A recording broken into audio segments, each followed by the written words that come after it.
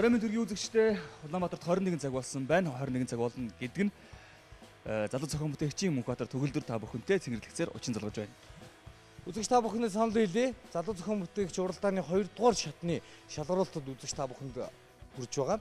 Тэгэхээр 2 дугаар шатны шалгаруулалтаар бид оролцогчдын бүтээлүүдийг туршиж үздэг. Бүтээлүүд маань бүгдээрээ 100 ажиллаж явах хэвээр.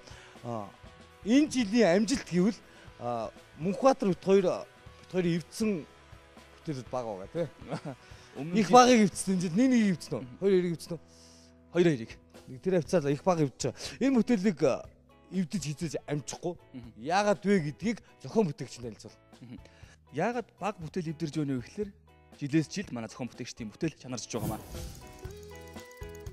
Ерөнхий ивент итгэгч шинэ бүтээл шилдэг санаа шийдлийг дэмжин хөгжүүлэгч Newcom Group.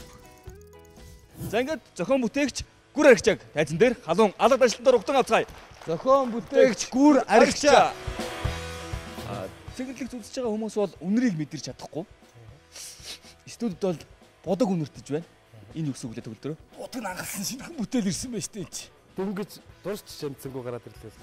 Энэ одоо 1-р чат, 2-р чат гэ 3 үеэс гутлын уулыг цэвэрлэх юм байгаа. 1-р чат нь болохоор энэ тороосоор доороос нь гутлын уулны хээгийг цэвэрлэж өгөх юм. Гутлын уулаар гიშгэхэд одоо энэ жишээ дээшээ доош ингэж хөдлөж байх үүрэгтэй. Тэгээд энийг би вибратораар юм уу эсвэл ийм тахир голоор чичиргээнийг нь хийж байгаа. Энэ дээр унсан гутлын тэр хуурай хог маань энэний доод нөхөр унаад нөхөр унсан хог маань болохоор энэ дээр байгаа ийм ирмэнээр хажууд руугаа гүгдээд нэг талдаа ийм хайрцаг дотор очих боломжтой.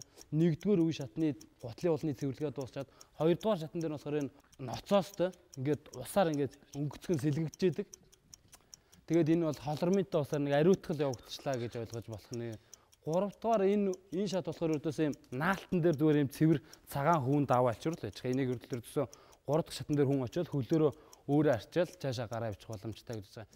За миний бүтээл бол ердөөс энэ албан газруудын үүдэнд гутлын уул цэвэрлэгт хөрөмжөж байгаа. Нэгдэж нөө цэвэрлэгч нарын ажлыг хөнгөлчлөх зорилгоор одоо энэ дээр гიშгэхэд яг гутлын уулыг доороос нь ингээ шигтгэж байгаа. Цэвэрлж өгөөд энэ явцад доор нь ирмэн гүгээд ирмэндээ хог нь энэ шургуулгандаа ингээ орж ийм бүтээл байна. За тэгээд 1-р шатны цэвэрлэгээ бол гутлын уулыг тороосоор цэвэрлчээд тэгээд одоо өлн тоос одоо тодорхой хэмжээний хуурай юм үлднэгээ тооцоолоод энэ дээр ийм усны ноцоостой зайлах юм тавьсан. Одоо энэ дээр бол нэмэхгүй ус ингээ гүүгээ гараад ирнэ. За тийм байна. За ингээ гутлын уулыг бол ердөөсөө өлн тоосыг аваад чигэлж чинь гэсэн. Тэгээ энэ дээр ердөөсөө ингэж арчичаад тэгээ явчихад гутлын уулал нэг тодорхой хэмжээгээр цэвэрлэгчсэн мөр гаргаад тараагаад байхгүй л гэж ойлгож байгаа юм л та. Гүр Аригчаа албан байгууллагын үүдний хэсгийг бол одоо доош нь цөмлөөд одоо нэгсэнд ухаж аваад ингэж суйрлуулах нь байна тийм ээ. Зөв үү? Тийм байлгаж болно. Гэхдээ энийг яванда яг хөгжүүлэх юм бол энийг бас тодорхой хэмжээгээр нэмгэлж чадна гэж бодож байгаа л та. Нэмгэлж чадах. Тэгэхээр ил тавих гэдэг нь зорилго нь. Тийм ил тавих гэдэг байгаа. Тэгээд тэр тороосын шүүрийг бол улирлын чанартаагаар сольжээж болно. Өвлийн нөхцөл заавал тороос байх шаардлагагүй. Хогийн шүүрний ус үүдэн шүү дээ. Тийм байж болно. Эсвэл нуглардгүй гахааны ус ч юм уу тиймэр ингээд сольжихтэй сэтгээр ингээд салчих боломжтой байгаа. Миний нэг санаа зовж байгаа зүйл юу вэ гэхэлэр үүдэн дооч хэр үсчихгүй. Төвчл болоо. Гэхдээ энийг ердөөсөө ингээд энэгээр нэг игнээ уу энэгээр нэг игнээ үнэхээр энийг бол ингээд дахиад өргөн болгоод явуулах боломжтой. Хоёр туршаад үзчихв. Хоёр игнээ зэрэг яваад болгоё. Гэтэ наад тороос нь юу арай урт хийсэн болохоор жоохон гацаад байгаа байхгүй. Моторны хүчин сайн тооцсон. Тийм тоглоом тооцохгүй юм чи 2-р шатн 100 ажиллаж явах хэрэгтэй үстэй. Тороосыг тайрчих юм бол болно л та. Өгшөө маань чи яарад ах юм? Дарах хүлээж байгаа. Араас ороо. За ноцоосыг дээш нь болгоцсон. Одоо хараа. Тохиргоотой. Хүн болгон дээр тохируулах юм уу үүдээ? Гүү. Гүйл ердөөс энэ моторын ноцоос нь бол ингээд яаж авах 1 2 3 гэсэн нэг даралт усны нөө сэлгээний ноцоосныг ашиглаад тэгээ ердөөсөө энэ үсийг бас яг эндээ зориулж авч чадсангүй. Бас нөө байнын дэвсдэг нэмэгхэн зөөлөн үстэй байдаг шүү дээ. Тэрийг хагаад өнөөдөр би олж чадсангүй л дээ. Ерөнхийдөө наадгаж авч байгаад ингээд бол центр лүгөө хүрч чадахгүй байгаа гэсэн үг үү тийм. За иймэрхүү байдалтай л ус гоожж штэ. Усан тэгээд яах вэ? Уучлаарай та хоёр энийг сүхэж яагаад штэ. Тийм ээ тийм. Энд чи уул яах хэвтэй штэ. Тийм л дээ би зүгээр харж л байна л да төгөлдрөө. Тийм. одоо чинь цэвэрлэгч нар энэ одоо чинь энэ дотор усыг цэвэрлэх шаардлага гарна шүү дээ, тий. Тэгэхээр л ердөөсөө энэ дээр хувангаа тавиал энэ ажиллаж байгаа шүү дээ ингээд. Ажиллаж байгаа тохиолдолд энийг татхад л энэ рүүгээ шууд усаа шүршиж гинэ гэж ойлгож байгаа. Даралтаа. Шууд ингээ юулээд авчин буцаагаад энийг ингээ хийчихэд энэ рүүгээ бол ус алдах, энийг талагдах. Яг зөв ажиллахлаар одоо эн чинь цаатлын шотгоноос үлдсэн шороог авах гэдэг шүү дээ, тий. Хэр хогтой шороо болох уу? Ус болох уу доотлно? Доотлно уу? Тий, хэр хогтой. Ер нь устай болно. Яг одоо тэр нэг алтугаасны дараа нэг шалаам гэж байдаг шүү дээ. Балиар нэг тийм. За нэг цемент хийгээд тонцлаа гэж бодъё, тий. Тэрэн дээр нөө алтугаад чи тийм дөрүүлж шот ирзээ очоод тэрийг аваад ирж. Яг тийчээд алтуугаад болгоцлоо доо намайг. Өөрөө алтуугаад хийсэн юм уу тий? Гөөг ер нь бол манай шарын голоор нинжа нар байна. Шарын голоор нинжа нар байдаг учраас тий. Тэрс сайн мэдчих байхгүй юу? Тэгээ Тэмэлтэй надруу гисэрөө би нинж болчихсон. Тэмэт. Тийм ээ. Тэгээд яванд бол одоо энийг бол одоо чинь би хүндий давцсан хийсэн байгаа. Гэтэ энийг ингэхгүйгээр ингээд цэвэрлэгч ч одоо ингээд нөр алчуур малчуурдаа ингээд бас үе шаталтайгаар хийчих боломжтой. Тэгээд энэний сетгийг бол энэ тагийг ингээд салгаж аваад инхээр энэ сетиг бол одоо ямар ч бэхэлгээгүй яг ингээд үнгээд өөрөө суудсан байгаа. Тэгэхээр энэ сетгийг ингэж аваад солих эвдэрсэн тохиолдолд сетиг л эвдэрнэ. Тэрнээс энэ ондоо юм бол эвдэрхгүй. Тэр би гიშгэлэр миний хөл хамт хөдлөөд өстэй би өндөрлөх. Энэ бол тэр процесс миний уул цэвэрлэгдэж байгаа болоо. Харин тийм нөө нэг амжаагүй болохоор энэний өндрийг уг нь би 5 мм юм уу 7 мм-ээр тэгшлэнэ гэж ойлгож байгаа. Одоо энэ болохоор ердөөсөө 1.5 байгаа байхгүй. Хитрхийн өндөр байгаа гэсэн үг. Энийг ингээд тайрчих юм бол ердөөсөө тийм ачаал өгөхгүй, урт тороос нуглахгүй цэвэрлчихнэ гэж ойлгож байна л да. Нэг бол арай зөөл үүсчих байх юм.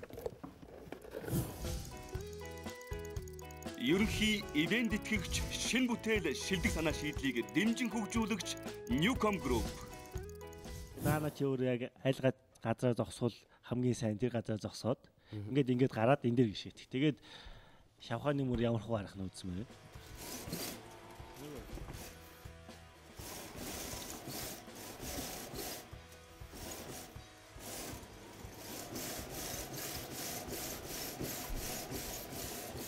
Харагдах уулаа чи. Одоо энэ ердөөсөө ингээд зүлгэх чинь энэ дээр болохоор би энэ нэг усны системийг энэ эрзэнийг арай би бас зузаачлаа гэж бодож байна л да. Өөрийнхөө тооцоосноос яг сансан эрзэнийг авч хамгийн загтлан сонсчихгүй тэгэл. Одоо ингээд улыг л ингээд норгоод тэгж одоо сэлгэж чинь гэсэн үг шүү дээ. Тэгээ өрдөөсөө үлэн тоосыг авчих чинь ийм шүү дээ, тий. Бид нар ч багасаа гутлаа ингэж ярьцраа сурцсан. Тийм болохоор энэ дээр гарангуут ингэ зүгээр зогсоод байхгүй бас ингэ ч болно шүү дээ. Залжилтаа ингэ жоох. Гүрэрч. Одоо энэ үлэн шороог л авах ёстой байсан. Тэгээ энд бас шавхаа буухгүй байх ёстой тий. Шавхаа буухгүй байх ёстой.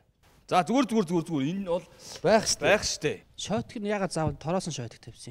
Хялгасан шойтг байсан бол бүр арай үд үдтэй байсан юм шүү.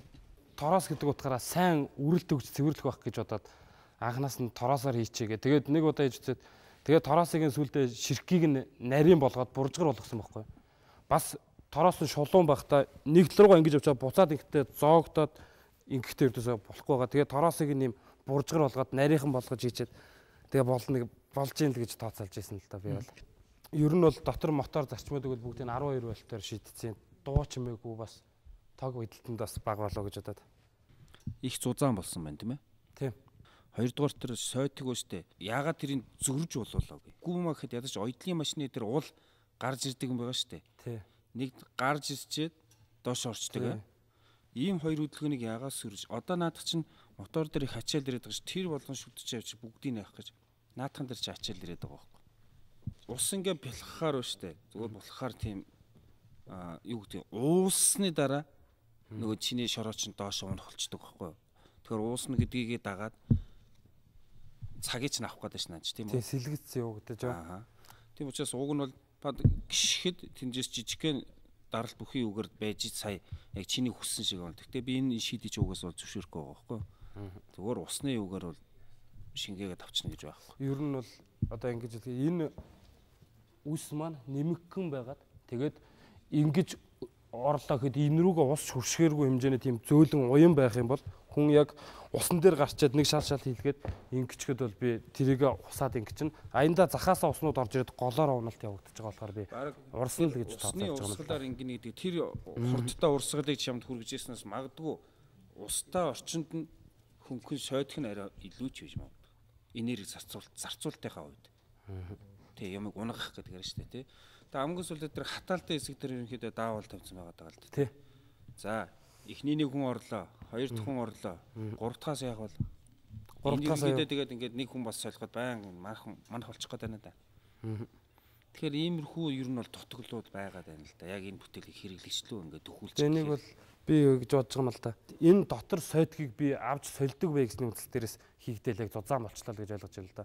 Тэгээс энэ шүдийг бол би солихгүйгээр юм уу игчлээ гэж бодох юм л энийг би нэмгрүүлж чадах гэсэн. Тэгээд ер нь бол бас дутагдaltaй юм их байна. Үйлдвэрийн орчинд уурхаа муурхаад ингээд цэвэрлэдэг төхөөрөмжүүд байдаг л да. Яг иймэрхүү. Хийч нь бол нэлээд өсөртэй. Би зүгээр ийм хийж бол яг одоо яг ийм сонио хийцтэй бол хараагүй юм байна. Тэгэхдээ одоо сая тийнд дороос ингээд арчиж штэ. Наад чинь ингээд хүн хоёр гуталтайгаа хэвчээ ингээ хөдлөд байна штэ. Хөл чин те. Уул хөдлөхгүй байх хэвээр. Тэгсэн дээр бол зүгээр наатаа хөдлөж яадаг. Хүн өөрөө л арчиж байна үстэ. Тэгэхээр бас нэг тороосонд маань хүн чинь заавал ингэж арчина. Хажууд нь арчихгүй учраас тороосонд нь нугларалт үүсээд ердөөсөө бас доороос нь ингэдэг байх юм бол бас юу л илүү зөвөрлөх юм. Тороосны хэмжээгээ давхрал мэдв. Сүүлийн самд ийм л юм асахгүй байна л да. Манай хөдөн дээр үүдэг тэр герман хөл арчдаг юм бол хүн яг шагаад арчдаг. Тэр нэг налаад унцсан юм нэг тийж унцсан юм байдаг. Би одоо тэрийг сайн санаж байна. Тэр зүгээр мэдээж тэгэл яг хөтэ нэг 2 юм 3 өдрийн дараа тоос оруулахад бол за тэндээс 9 шидийн чулуу хог шороо 9 шидийн л гарч доороо хоримтлагдчихсан. Тэгэхээр тэр бол хамаагүй л эффектив үр дүнтэй баймаар ах юм. Хэдэн хүн явж өнгөрчээж усаа солих вэ? Гайгүй. Тэгэхээр ердөөсөө сайн цэвэрлж үзэг болохоор мэдэхгүй байл. Ер нь бол орой цэвэрлэгчч одоо жишээ нь ажил тарахынхаа өмнө ердөөсөө юмаа энийгээ сүхэж аваад усаа одоо жишээ нь бүр энийг боловсронгуй болгох юм бол ус нь ингээд нэг цагаан шлакер гүдэгч юм дээ бохирдлын хэмжээг нь харцдаг юм байж болж байгаа. Тэгээд цэвэрлэгчч энийг бол түүргүү сольчих боломжтой. Жишээ нь ноцоос дээр сэлгэлтийн юу тавиад өгч гсэн. Усаа юу гэж авлаа ойролцоогоо нэг 30 литр ус л орж байгаа юм да. Хэрэглэгдэх газар нь бол олон орж гардаг газар тавих гэдэг шүү дээ. Айгүй хачаалтай байна. Хугацаа бол хамгийн чухал шүү дээ. Өөрөлдөл маш богинохон хугацаанд ингээд орж өнгөрөхгүй бол хэцүү шүү дээ тий. За гэрлэр хэлгээ гарна. Яа 2 улаан 1 ногоо. Гүрэгчаа.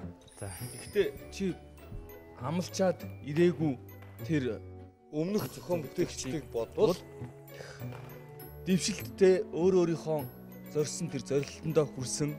За тэгээд бусдад юу хийж чаддгаа харуулсан. Тэгэхээр энэ бүтээл илүү цаашаа хийгдээд 100% одоо ажиллагдаад нэг өдрөл нэг алдан байгууллагын үүдэн тавигдсан байх болов уу дотроо би бодож байна. Баярлалаа.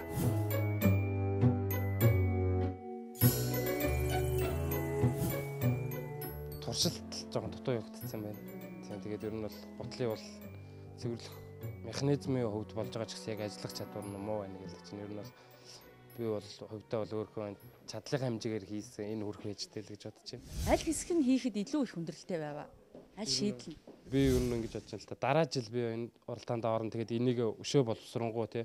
Өшөө гоё юм хийгээ. Тэгээд яг заавалчгүй 1 2 дугаар шат гэхгүйгээр би энийг жишээ нь өөрөө чадлын хэмжээгээр хийгээд тэгээд нэг загварыг гаргаад ер нь үйлдвэрлэх боломжтой байна уу боломжгүй нь ер нь бас бодъё л гэж бодож байна. Ер нь бол энэ бол хэрэгтэй зах зээл байгаа гэж миний бодлоор тооцоолж ирсэн.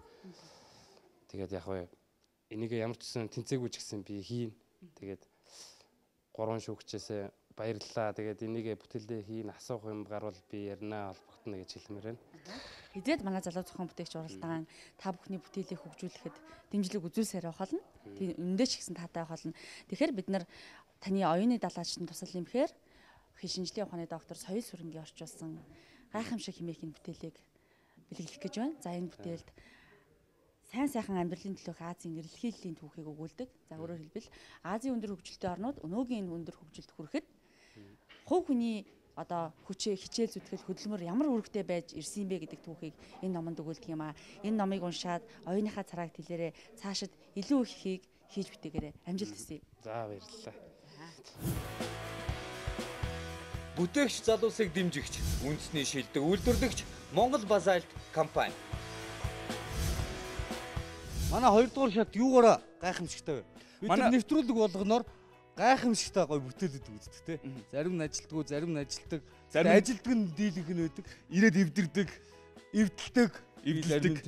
За энэ бүтээл маань зохион бүтээгч Батөржийн бүтээл байгаа. За үүлэнд нөлөөж бороо оруулна гэдэг байгаа. Бороо оруулах зөрүүлэлтөө реагент байгаа. Энэ агаарт гараад нэг үүлэнд очисны дараа 5-7 минут шатаад энэс харж байгаа утаа үүлэнд тэр бороонд туслал нөөдөөснөө бороо оруулж байгаа. Энийг нь 300 г жин тий. Энийг одоо дөрвийг авч явах юм. Вэн онгоцсон.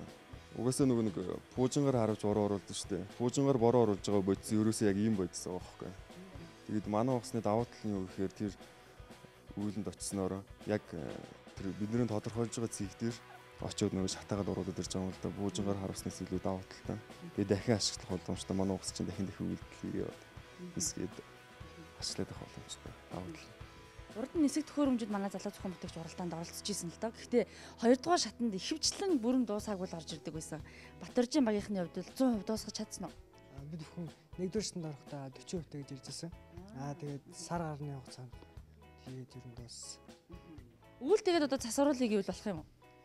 Ер нь бол гадаад цас оруулж байгаа. Бодиснаас шатгаад шүү дээ цацж байгаа. Манайх гол зөрүүлэлт нь нөгөө нэг бороог оруулдаг бодисыг л авчиж үлдээ цацж байгаа шүү дээ. Тэгээд нэг өвөл тушаад үзэж болох юм шүү. Зас орох нь уу яах нь уу? Болно шүү дээ. За амжилт хүсье. Тэнцэд гаад ирээ. Батөрж ба түүний багийнхаа.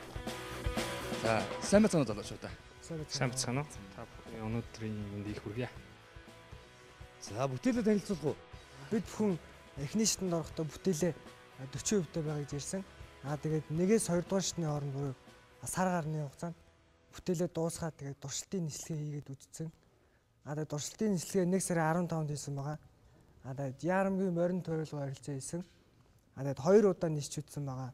Тэгээд бид бүхэн реагентгээ бодис тээвэрлэх бодисныхоо нийт жинтэй тэнцвэж ачааг онгоцон дээрээ юу авч явж нисч үтсэн.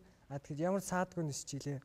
Тэгээд тавьсан тоног төхөөрөмжүүдээ болох GPS, камер, тэгээд серво моторууд зэрэг төхөөрөмжүүдээ шалгаж үтсэн. Тэгээд бүгд маш сайн ажилласан. Тэгээ манай энэ хөв бүтээл ер нь бол Монгол толгомцсон асуудлыг шийдэх үндсэн дээрээс цаг уурын газартай хамтраад эхэлсэн байгаа. Тэгээд нисэх явц анхнаас эхэлсэн явц бол бүгд цаг уурын газартай холбоотой байсан. Туршлын нислэг дээр тэдний хүмүүс хамт явсан. Тэгээд одоо гол нь бид нэр онгоцоо бол гоё нисэж байна. Гоё жолоодлого авч байна. Тухайн өндөрт нисэж чадах юм гэдгийг товшоо үзчихлээ. Одоо бол цаашдаа автомат нислэгийн тал дээр илүү их ажиллах хэрэгтэй гэдгийг ойлгож авсан л та. Энэ төрлийн онгоцыг бол хийх боломж байна гэдгийг тэр хүмүүс олж харах шиг байсан. За мөн түүнээс гадна бас мэдээллүүдийг хэрхэн одоо хүмүүс хүлээж авч байгаа талаар бас бидэнд танилцуулаач. Тийм тэр дэлгэцэн дээр гарч ийн л та онгоцоо өргөдөө баяр төсөө. Дээр бол уртраг өргөрөг GPS-ийн сигнал гарч ийн. Зүүн дэд баган дээр нь болох юм бол хурд км/цагаар, баруун дэд баган дээр нь өндөр метрээр, доор бол батарейны вольт гарч байгаа. Тэгээд энэ харлаад байгаа дээр бол дүүрс гарах хэвээр. Энд дүүрс цаанд дамжиж байгаа. Тэгээд ер нь бол нэгдүгээр шатн дээр шүүгчнэр ярьж исэн хоол нисгээр онгоц чи хазаацсан байна уу, далийцсан байна уу, тэрийг мэдхэд яаж мэдэх вэ гэж исэн бол тэрэн дээр бол автопайлот дээр ашигладаг. Gyro системийг сойрлуулж өгөхөөр төлөвлөсөн байж байна. Тэр нь болохоор далавчны 2 үзүүр дээр сенсор тавьсан, их биений гол сенсор тавьсан. Тэр 3 сенсор ингээд хорсондоо буюу давхцчихэж онгоц тэгшин байна гэдгийг мэдээд тэгшин байхын төлөө тэгээд нөгөө зааж өгсөн уртраг өргөрөөрөө онгоц мөн тэмүүлээд нисэх боломжтой. За одоо бичлэгээ үзэх үү бүгдээрээ туршилтын бичлэгийг. Тэгээ онгоц яаж ниссэн буусан талаар үз тээ. За тэг. За тайлбар явъя шүү. Бид бүхэн онгоцоо нисэхдээ Яармгийн морин тавилга харилцаа ниссэн. Тэгээд онгоц маань ойролцоогоор 20 м орчим гүйжээд газраас тасарсан байгаа. Тэгээд бид бүхэн ойролцоогоор 20 минут ниссэн. 2 удаа ниссэн байгаа. 1800 м-ийн өндөрт нисэж үтсэн. За одоо энэ агаарт нисэж байгаа зургийн араас одоо өөрийнх нь камераар хийсэн бичлэгийн дүрс гарна. Энэ 20 минут ингээд товчлцсан юм а бид нар. Одоо энэ 20 минутын туршид онгоцон дээр суурилсан камер ямар дүрс авсныг харуулна тийм үү? Тухайн нислэг хийдэг өдөр бол агаарын температур хасах 23 градус байсан. Салхины хоорт ойролцоогоор 14-15 м/сек байсан. Тэгээ энэ бол нөгөө яг бидний дэлгэцэн дээр харж байгаа дүрс байгаа. Газар зогсож байгаа удирж байгаа хүмүүс одоо энийг харж байгаа шүү дээ. Тий. Тэгэд ер нь бол дандаа дэлгэц харж нисэхгүйгээр уртраг өргөрийг зааж өгөөд автоматар нисэх боломжтой гэж үзэж байгаа байхгүй онгоцоо. Ер нь бол онгоцны маань хэлбэр хэмжээ энэ профиль маань ер нь боломжийн байна. Ачаагаа авч явж болох юм байна гэдгийг туршилтан дээрээсээ боломжийн дүнэлтэнд хүрсэн л дээ. Залуу зохион бүтээгч нэвтрүүлэгт оролцож байгаа хамгийн гол зүйл маань юу вэ гэхлээр бороо оруулах. Реагентыг агаарт тавих тийм ээ. За нэг гэсэндээ бол нэгдүгээр шатанд чой сөрөг шүгчийн хэлснээр бол бороонд нүлэмс засгаруулах татж бороог хүндрүүлэлт доош унгах гэдэг байгаа шүү дээ тийм ээ. За тэгэхээр ямар хэлбэрээр яаж одоо реагент маань шаталт өгж агаарт дэгдэх вүлээ? Бид хүн бодисоо тэвэрлэж очиод 12 вольтоор хүчтэл өгчих байгаа. Тэгээд тэр бодис маань өөрөө уугдаг 6 минут тэртээ уугах байгаа.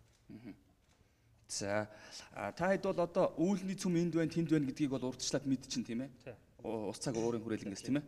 Үүлээ олохоос өмнө нөгөө нэг шатаах гэдэг реагент чинь энэ хоёр дээр барилах юм тий. Тэр нь хаанаас авах вэ одоо? Дөрвөн ширхэг байна. Тэрийг ер нь бол цагуурын газрынхан урдаас судалдаж авт юм байлаа. Яг тухайн үедээ л та нарт гаргаж өгөөл тэгэл. Та нар кармал яваад тахгүй мэн тий. Би одоо энэ бүтээл дээр манай одоо мэрэгчлээ бизнес компани инженер ганц зэрэг өөрийнхөө санаа бодлыг илэрхийлж. За бүтээлтэй танилцлаа. Ерөнхийдөө бол гоё онгоц болсон байна. Тэгээд энэ онгоц чинь нөгөө радио удирдлагатай. Тэгээд цаашаа автопилотоор ниснэ гэж байгаа шүү дээ. Тэгээд эргээд буухтаа яаж байгаа вэ? Эргээд буухтаа бол удирдлагаараа үдээд ямар нэгэн саадтай орчин ч юм уу. Тэгээд ямар нэгэн ославарын үед ч юм уу тохиолдсон үед бид хүн шүхэр байрлуулж өгнө гэж ер нь ярилцж байгаа. Ер нь бол мотор унтраагаа шүхэр дэлгдээ боно гэсэн үг. Одоо онгоцонд даалгавч гэмтдэг ч юм уу, мотор унтардаг ч юм уу, батарей дуусах үед даалгавраа биелүүлсэн. Гэхдээ биднээс хол байгаа орчинд бол шүхрээр буучна. Биднэрт ойртоод ирвэл бид нар гараар харж байгаа нүдэрээ болох боломжтой. Ямар ч гэсэн онгоц маань бол бүрэн бүтэн буугаад ирэх. Тим нөхцөлийг бол бүрдүүлнэ тийм. Mission complete 90 гэх юм бол пүк гэж шүхэл зааддаг шүү дээ. Катапультаараа өөрөөсөө гараа авчдаг. Радио удирдлагатай онгоцонд нэг юм асуудалтай юм гэдэг л та нөгөө онгоцоо алдчихдаг байхгүй. Бүр ингээд салхималхинд одоо тавиад туучдаг тий.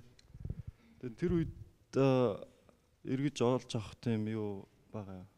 Боломжгүй. Боломжтой. Тэр маяг байрлуулад өгчнө. Тодорхой хэмжээний рейнжид барьдаг. Нөгөө бид нар бол модель хэрэглэдэг байхгүй. Чөлөөтнслэгийн онгоц нисэн явцдаг. Бидний харагдахгүй орчинд онгоц буучих юм бол ой модон дуул хадны хаанч буусан юм шиг магадгүй. Тэр тохиолдолд 5 км-ийн дотор ингээд чиглэлийг заагаад өгчдөг маяг гэдэг тэрийг ашиглах боломжтой гэж үзэж байгаа. Тэрийг бол онгоцон дээр байрлуулна. Тэр бол өөрөө 7 г хэмжээтэй жижигхэн зүйл байдаг.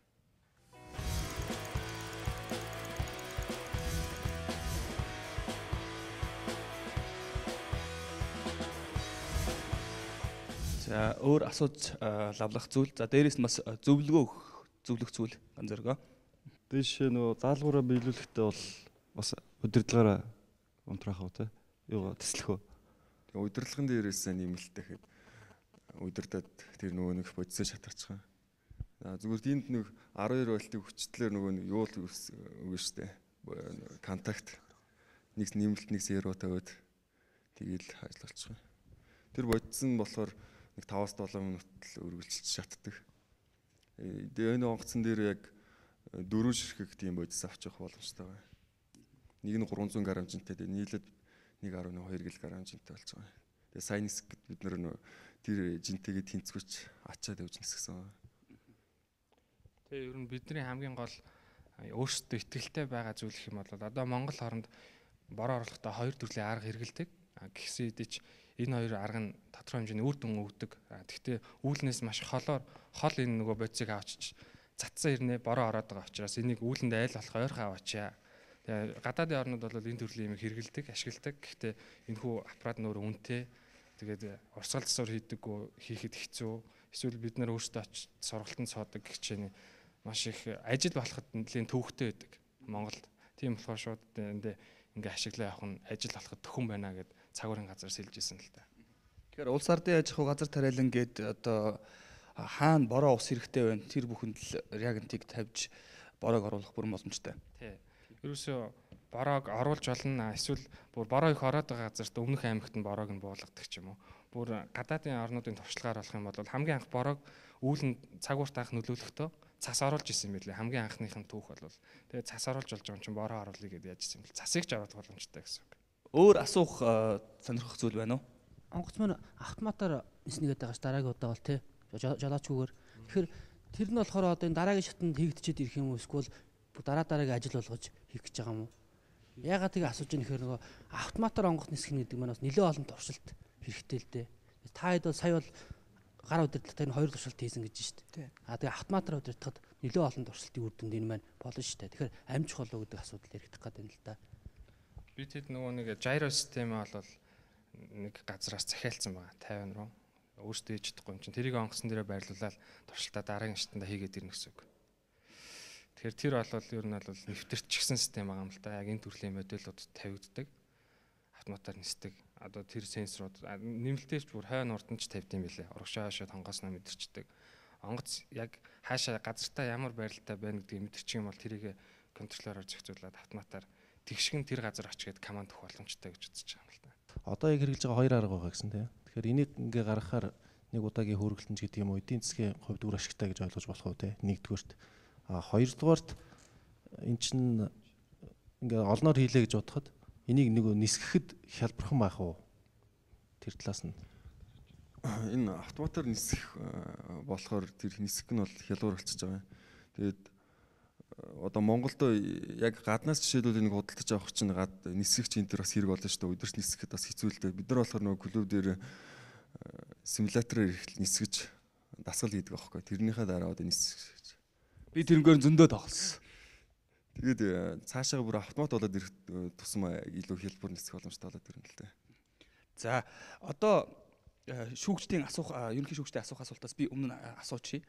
Нэг 9-нд бол та хэдийн онгоц туршилтаар 1800 ниссэн тийм ээ. 4000-ад нисчиж рагентиг тавих хэрэгтэй тийм ээ. Тэгэхээр 4000-ад одоо онгоц маань ниснэ гэсэн баталгааг хэрхэн яаж гаргах вэ? Зөв. Тэгэхээр 1800-ад бол ниссэн сая. Тэгэхээр ер нь бол хамгийн доотлолтой борооны үйл бол 1600 бууж ирдэг гэж байгаа Монголд. Тэгээд хамгийн дээдлэл нь 4000 гэдэг гэж. Ер нь бол үүлнийхээ төвшөнд саяны нэгдүгээр алхмаараа дөгч чадсан гэсэн үг. Тэгээд одоо бидний хувьд бол онгоцыг өндөр хурдан ахуулдаг болох. Тэгээд одоо ус чийгтэй орчинд найдвартай сайн нисдэг. Усны битүүмжийг сайн хийх, гадны нөлөөлөлд автахгүй. Тэр байдлыг илүү сайн хангаж өгөх юм бол нөгөө хамгийн дээдлийн өндөрт нисч чадах юм байна гэж л ойлгож байгаа л доо. Миний хувьд ингэж хэлдэг угаасаа үндсэн зорилго маань яг тийг л задлах гэдэг шүү дээ агаарт. Тэрийг заавал тэр автомат болох гэж тэгэхээр автомат болох хэрэгээр энэ өөрийн өртөө өсөө явчихна. Тэгэхээр үндсэн зорилгоо хэрэгжил эхний хэсэнд тэргээрээ одоо байгаа тэр хоёр аргаас ялгарч байгаа юм шин тэргээр нэг хэсэг ажилуулад хэрэглэн байна тийм ээ. Ажлууд тэрийгээ нэгдүгээр зорилго болгоод бүр одоо саяны хэлээд байгаа тэр их чигтэй орчинд ажиллах тэр зүйлүүд дээр ажилт нь арайд илүү их олон зүйл рүү ажиллахаар чинь нэгдүгээр цаг байгаа нь хоёрдугаар хөрөнгө санхүүгийн асуудлууд ч гэсэн төлөвлөлтийг чинь сарниулчих байх гэж бодож байна л да. Үндсэн зорилголуугаа л одоо гол ажиллах нь зүг бахаа гэж бодож байна. За ямар ч байсан одоо дулааж байгаа юм чинь нисгээд тэр бодисын дээрийн задлаа тэгээд үзэх юм дөө. Тэгээд тэр маяг заяг байрал ашиглахаа хэрэггүй. Тэгтээ тэр чинь GPS тавьчихсан байрлал шийдэж байгаа юм шүү дээ. Энэ бол 5-6 км шийдэж байгаа юм тий. Тэгэхээр тэрийг ашиглаа л явсан дэрх. Тэр гироскопын орон зүгээр акселерометр байж байгаа шүү дээ. Одоо энэ iPad эднээс ашиглаж байгаа юм жижиг акселерометр. Тэр бол яг 3D байгаа шүү тий. Ингээд явж байгаа. Ганцхан юм AD 256X гэдэг юм чип байж байгаа. Бид нар төмөр зам дээр бас яг төмөр замын хэвгийн юм жигэд ашигладаг. Тэгэхээр тэрийг ашиглаад онгоцгоо тэнцвэрг олчихно. Байрлал байгаа гэтэл тэгэл та нар дараагаар нь тэр автомат нислэгийнхэн болгоо дараагаар нь бол мэдв. Энэ жилдээ хэрэггүй. За ингээд шүүгчдийн үнэлгээ гарч за бид юу хүлээж байсан? Ногоон гэрэл аавна гэдэгтээ итгэлтэй байсан 100%. Баяр хүргэе бүгдээрээ. За ингээд зуны цагт маань улс ардын аж ахуйд газар тариаланд бороо хуртай байх болтугай. Хуртай зуны 3 сардаа гэж одоо бороо оруулахын оруулсныг мэдэх юм те. Тэгэхээр бас бүгдээрээ одоо үүл 1800 бууж ирдэл хүлээх юм байна тийм үү? 4000-аас. За амжилт хүсье. За амжилт залуучуудаа. Ургац зарим болох болтугай.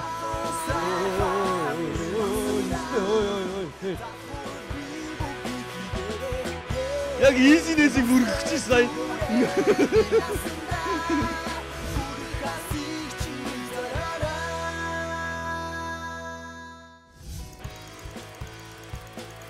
ерөнхий ивент итгэгч, шинэ бүтээл шилдэг санаа шийдлийг дэмжин хөгжүүлэгч Newcom Group. Бүтээгч залуусыг дэмжигч, үндэсний шийддэг үйлдвэрлэгч Монгол Базальт компани. Залуу зохион бүтээгчдийн аяллаа хөтөж New Жуулчин тур компани. Санаагаараа жигүрлээ. Шилдэг бүхнийг нэхийг хүснэ. Гэрэлт мөрөөдөлтэй залуус яа. Нэгэн хүсэлдээ хөтлөнө. Сайхан бүхэн ойрхон байна. Сансан бүхний хийсэр байна. Сэтгэл зүрхийн өдрөг байна. Сэтгэлээ залуусаа